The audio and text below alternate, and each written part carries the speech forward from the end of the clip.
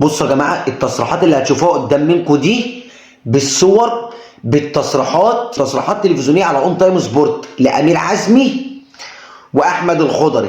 الناس دول يا جماعه عشان ما حدش يفتكر ان انا هنا شمتان، اقسم بالله تسريب الصور اللي حصل للعيبه الزمالك وعبد الواحد السيد حاجه تفضح وحاجه مش حلوه، وانا واحد من الناس زعلان برضه. عشان ما تخشليش وانت زملكاوي وتقول كلمتين شمال ولا يمين، من الاخر كده انت ما تعنينيش في اي حاجه. الصفحه هنا صفحه اهلاوي وانا بتكلم في الحق وفي الاصول. انا هنا في الفيديو ده عشان بظهر كل واحد على حقيقه، بالله انا ما اتكلمتش في الموضوع ده خالص، ولكن هنا هرد بالحقيقه بتاعت كل شخص بيظهر على حقيقته. عشان احنا قبل كده كنا عمالين نقول يا ناس امير عزمي على اون تايم سبورت، هنا دلوقتي اهو احمد الخضري برضه نفس النظام في قضيه الشيبي وحسين الشحات. يا ناس الراجل صالح الشيبي، يا ناس اللي عنده كلمه حلوه يقولها، يا ناس ما تولعوش الدنيا، يا ناس لا ناس بتدلق بنزين، ناس تطلع تقول لك ده كل ده عشان الزمالك كسب الاهلي ماتشين